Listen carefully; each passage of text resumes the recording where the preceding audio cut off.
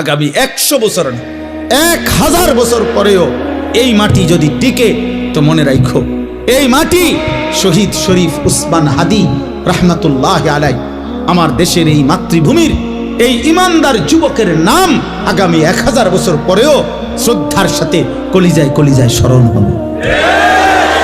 পৃথিবী তাকে মনে রাখবে। হ্যাঁ হ্যাঁ, মনে রাখো এই যুবক ইমানদার ছিল। 33 বছর বয়সী এক যুবক, যে সুনির্দিষ্ট কোন রাজনৈতিক দলের সদস্য ছিল না, যে একাই মেহনত করে গেছে আধিপত্যবাদের বিরুদ্ধে, আগ্রাসনের বিরুদ্ধে, মাতৃভূমির প্রতি ইঞ্চি জমিন হেফাজত করতে চেয়েছে। তার সামর্থ্যের সবটুকু দিয়ে সে বলেছে, সে পাক্কা নামাজি ছিল, 5 ওয়াক্ত নামাজ পড়ত, ফজরের নামাজ প্রতিদিন জামাতে পড়ত, ফজরের নামাজ ক্যাম্পেইন করত, সাথীদেরকে ফজরের নামাজের জন্য উঠাইতো, ফজরের নামাজের বন্ধুদেরকে সাথে নিয়ে এরপরে ঢাকা 8 সংসদীয় আসনে ওয়ার্কিং করত প্রতিদিন ফজরের নামাজের পরে। তুমি খবরে দেখো, তুমি শুনো, দেখো এক যুবক, একই সাথে ঈমান এবং দেশপ্রেম দুইটাই তার মধ্যে সমান তালে ছিল।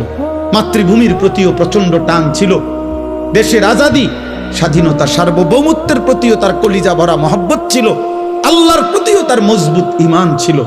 আল্লাহ বলে, যুবক তুমি চেয়েছো মাত্র, সে বলছে আমি যদি 500টা ভোট পাই, 5000 ভোটও পাই, তো আমি প্রথমবার দাঁড়াইছি, আমি সার্থক মনে করব। আসমানওয়ালা রব বলেন, আমি তোকে 18 কোটি মানুষের ভালোবাসা দিয়ে দিলাম, যা গোটা মাটির ভালোবাসা দিয়ে দিলাম। তুমি যুবক চেয়েছো 500 ভোট, আলহামদুলিল্লাহ আলহামদুলিল্লাহ। কি আশ্চর্য যুবক বলো, এই দেশের লক্ষ আলেম, মুফতি, মুহাদ্দিস, ইমাম, খতিব, মুয়াজ্জিন, ওয়াইজ, পীর, বুজুর্গ, আউলিয়া, তালেবে ইলম, হাফেজে কোরআন, আল্লাহর দ্বীনের সবাই, আবার সাধারণ থেকে সাধারণ মানুষ, রিস্কাওয়ালা, ট্রাকওয়ালা, ঠেলাওয়ালা, কুলিওয়ালা, দিন মজুর, বুড়া মানুষ, জওয়ান মানুষ, বাচ্চা মানুষ, সব তার জন্য চোখের পানি ফেলে অঝরে কাঁদছে। এজন্য যুবক, মরিলে এমন মরাই মইর, বাঁচলে এমন বাছাই বাইছ। নারী দেখে দেখে মরে যাইবা, এমন সুন্দর শেষ করে দিলা হায়াত। উলঙ্গ ছবি দেখতে দেখতে আব্বা মরে যাইবা, নর্তকী দেখতে দেখতে। অথচ নারীর চাহিদা তো স্বাভাবিক চাহিদা, এটা তো আল্লাহ প্রত্যেকের পূরণ করছে। নারীর চাহিদা পূরণ না হইলে স্বামী স্ত্রী হয় কেমনে, বিবাহ হয় কেমনে? নারীর চাহিদা পূরণ না হইলে এই পৃথিবীতে মানব প্রজন্ম এই পর্যন্ত আইনি। এটা তো একটা কমন বিষয়, একেবারেই সাধারণ একটা বিষয়। এটার জন্য নিজে বুঝি এত চরিত্রহীন হয়ে যেতে হবে? ছি ছি ছি ছি বেটা, থো বেটা, খা পুরুষ, অপদার্থ বেটা। এত সুন্দর যৌবন, যে সময় নিজেকে গড়া, দেশ গড়া, জাতি গড়া, রাষ্ট্র গড়া, আল্লাহর দ্বীন কায়েম করা, ইসলামের জন্য কিছু করা, আখিরাতের জান্নাত গড়া, সব কিছুর সর্বোত্তম সময় যৌবন। যুবক চাইলে নিজেকে গড়তে পারে, যুবক চাইলে দেশ গড়তে পারে, যুবক চাইলে সমাজ গড়তে পারে, যুবক চাইলে রাষ্ট্র গড়তে পারে, যুবক চাইলে আখিরাত জান্নাতও গড়তে পারে। এটা আল্লাহ প্রদত্ত শক্তি।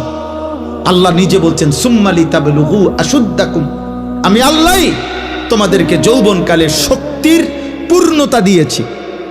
মানুষের দেহে যেটুকু পূর্ণ শক্তি আল্লাহর বরাদ্দ, ওইটা পূর্ণতায় পৌঁছে যৌবনকালে।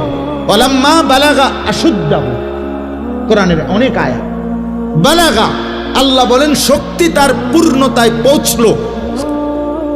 পৌঁছলো মানে যৌবনকাল। সমস্ত তাফসিরে আছে। তাহলে কোন মানুষকে আল্লাহ তাআলা যৌবনকালে পূর্ণ শক্তি দেয়, তো এই পূর্ণ শক্তি শুধু বেডি সাউন্ডের লাগে? এ কদ্দুর কাম, ছি ছি বেটা। পূর্ণ শক্তি যখন, তখন তুমি 8 ঘন্টা শুধু বুট বাদাম খাইলা।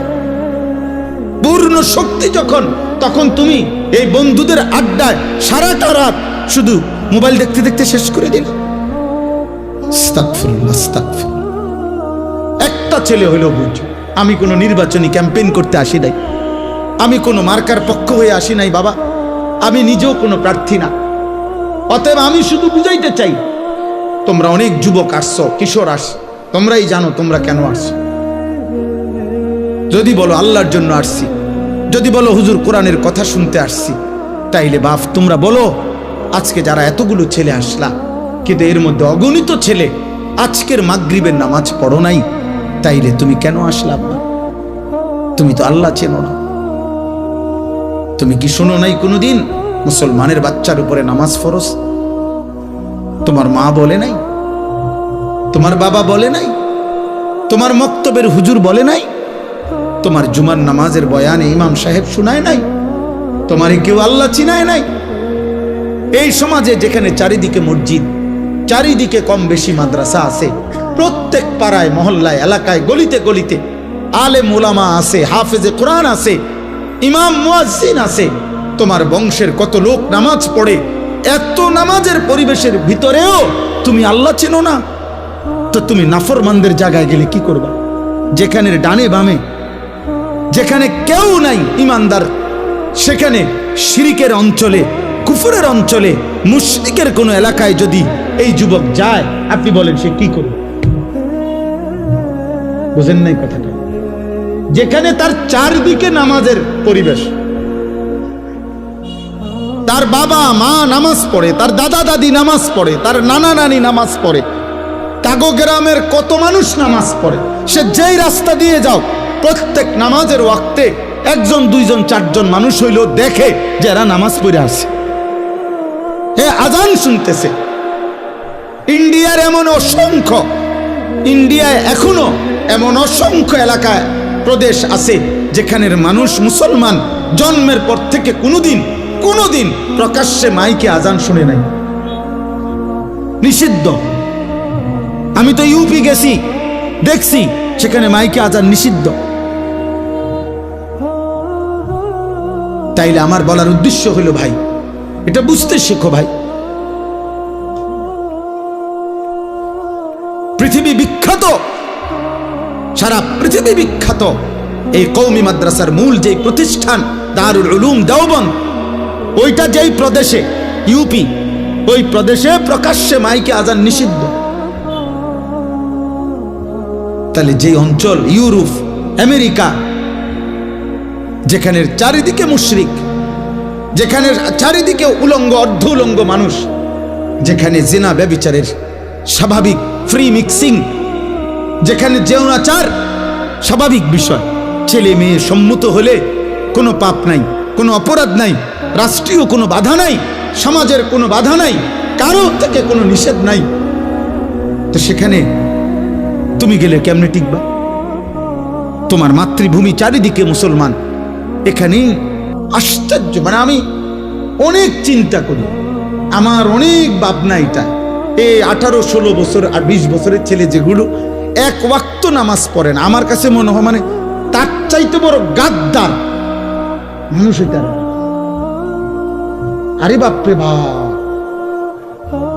তার মতো নিকৃষ্ট গাদ্দার, কারণ এতে শক্ত গাদ্দার, কারণ তার চারিদিকে ইসলাম আর পরিবেশ, মসজিদ, মাদ্রাসা, তার বংশের ফ্যামিলির, তার আত্মীয় স্বজনের অগণিত ব্যক্তি নামাজ পড়ে, তার স্বাস্থ্য হয়তো হাফেজে কোরআন, খবর নেই, তার বাতিজা একজন আছে হয়তো হাফেজে কোরআন, তার ঘরের অনেকেই আশেপাশে নামাজ পড়ে, আজান হয়, তাগক বাড়িতে হুজুর আইয়ে যায়, তাদের এলাকায় আলেম ওলামা ঘোরে, এত কিছুর ভিতরে তার মা মুসলমান, বাবা মুসলমান, কিন্তু এই জানোয়ার এত শক্ত হারামি, তার কলিজার মধ্যে এমন শক্ত পাথর, এত বড় পরিবেশ থাকতেও এক ওয়াক্ত নামাজ পড়ে না, এটা মুসলমানের বাচ্চা হয় কেমন? ছি ছি ছি ছি ছি বেটা, থু বেটা তোদের কপালে, বেটা বেনামাজি তোদের কপালে থুতু মারলাম বেটা, থুতু তোর কপালে বেটা, থু মারলাম তোর কপালে বেটা, বদনসিব বেটা। আল্লাহ না চিনলে মানুষ হয় নাকি? আবার মালিক না চিনলে? আরে বেটা, মানুষ কৃতজ্ঞতা বোধ যার নাই, দুনিয়ার মানুষ পরিভাষার মধ্যে তাকে মানুষ বলে না। কেউ যদি এমন হয় যে আমি আজকে 30 বছর না, আজকে 5 বছর মিয়া আমনে রে সুখে দুঃখে